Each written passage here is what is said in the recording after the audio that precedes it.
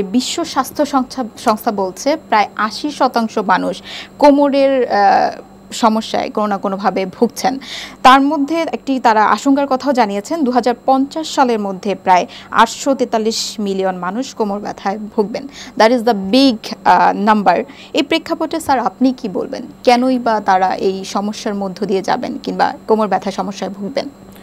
অনেক ধন্যবাদ। খুবই গুরুত্বপূর্ণ একটি টপিকস নিয়ে আমরা আলোচনা করছি যে কোমর ব্যথা। এটা একটা আমব্রেলা টার্ম, আমরা মেডিকেল ভাষায় বলি যে অনেকগুলি কারণে কোমর ব্যথা হতে পারে। তো আপনি যে পরিসংখ্যান বললেন আমরাও ঠিক সেটার সাথে একমত যে আসলে ৮০% মানুষ, আমাদের একটা পরিসংখ্যানও দেখা গেছে যে কোনো না কোনো সময় জীবনে সে কোমর ব্যথায় আক্রান্ত হয়েছে এবং সেটা বয়স ভেদে বিভিন্ন বয়সের মানুষই অ্যাফেক্টেড হয়, যেন ইয়াং থেকে শুরু করে এক বৃদ্ধ পর্যন্ত। আর যেটা আপনি আশঙ্কা করলেন বা পরিসংখ্যানের মাধ্যমে যেটা আমরা জানতে পারলাম যে একটা হিউজ নাম্বারের মানুষ যারা কোমর ব্যথায় আক্রান্ত হতে যাচ্ছে, এটার পিছনে বেশ কিছু কারণ আছে। সেটা হলো যে আমাদের বর্তমান যে জীবনযাত্রা প্রণালী, আপনি একটু খেয়াল করবেন যে আজ থেকে 10 বছর আগে আর এখন যদি আমরা চিন্তা করি এবং আজ থেকে 20 বছর পরে অনেক ডিফারেন্স হয়ে যাচ্ছে। আমরা গ্র্যাজুয়ালি আস্তে আস্তে প্রযুক্তি নির্ভর হচ্ছি, আমরা আমাদের ফিজিক্যাল অ্যাক্টিভিটি কমে যাচ্ছে। আমরা আগে আপনি এবং আমরা যারা এই জেনারেশন, দেখবেন যে আমরা ছোটোবেলায় একটু খেলাধুলার স্পেস পেয়েছি। এখন যদি আমরা শিশুর কথা চিন্তা করি, সে যেমন তার খেলাধুলার কোনো স্পেস নেই, সে বাসার মধ্যেই বড় হচ্ছে, ব্যাগ ভর্তি বই নিয়ে স্কুলে যাচ্ছে, স্কুল থেকে ফিরে আবার সে কম্পিউটার গেম খেলছে বা মোবাইল স্ক্রিন বা টেলিভিশন স্ক্রিন এসে তার কাজ, আবার সে পড়াশোনা, মানে একই রুটিনে সে চলছে। তার কোনো ফিজিক্যাল অ্যাক্টিভিটি নেই, সুইমিং করার সুযোগ নেই, খেলাধুলার সুযোগ নেই, স্কুলে খেলার মাঠ নেই, যার ফলে তার জীবনযাত্রাটা একটু অন্যরকম হয়ে যাচ্ছে।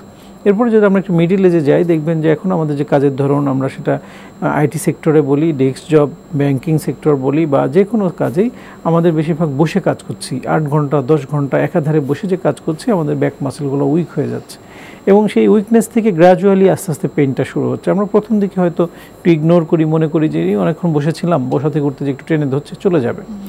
অনেকে শোয়ার থেকে ওঠার সময় মনে হচ্ছে যে সারাদিন কাজ করে বাসায় যে রেস্ট নিচ্ছে, সকালে ঘুম থেকে একটু অফিসে আসার সময় আর উঠতে পারছে না।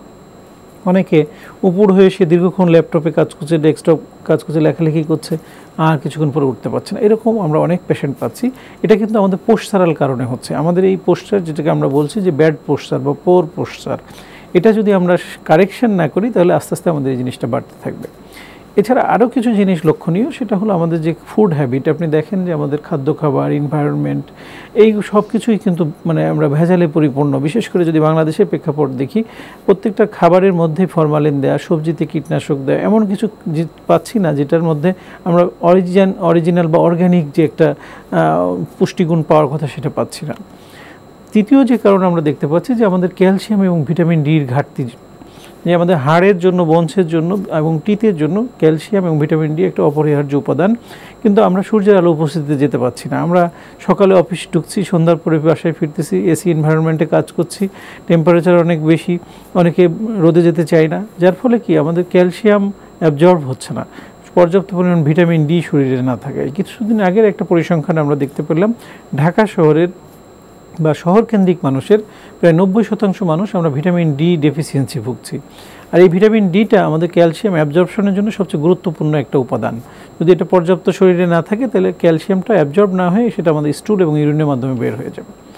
এছাড়া আরও যদি কিছু ফ্যাক্টর আমরা দেখি, সেটা হলো আমাদের লাইফ স্টাইলের মধ্যে আমাদের ফিজিক্যাল অ্যাক্টিভিটি কমে যাওয়াতে, যেমন আমরা প্রতিদিন যে একটা সুস্থ স্বাভাবিক মানুষের জন্য আমরা বলি আধা ঘন্টা 40 মিনিট ঘাম ঝরিয়ে হাঁটা বা সুইমিং করা বা সাইকেলিং করা, এই টেন্ডেন্সিটা আমাদের কমে যাচ্ছে। আমাদের একটু সিডেন্টারি লাইফ লিড করতে আমরা পছন্দ করি। আমরা অনলাইনে খাবার অর্ডার দিচ্ছি, আমরা অনলাইনে শপিং করে ফেলছি। বিষয়টা এরকম যে আমার ঘরে বসেই যদি সব হয়ে যায়, আমি কেন বাইরে যাব, কেন ফিজিক্যালি অ্যাক্টিভ হব? তো এই প্রত্যেকটা জিনিস আমাদের এই কোমর ব্যথা বাড়িয়ে দিচ্ছে এবং যেটা আমাদের একটা অ্যালার্মিং ইস্যু, যেটা আপনি বললেন যে আগামীর বিশ্বে বা আগামীর 20 বছর পরে যেটা আমাদের জন্য একটা মারাত্মক বা ভয়াবহ একটা রূপ ধারণ করবে। স্যার, আমরা আসলে কিভাবে বুঝবো যে এই কোমর ব্যথা মাসলজনিত কিংবা ডিস্কের কারণে হচ্ছে কিংবা অন্য কোনো কারণে হচ্ছে?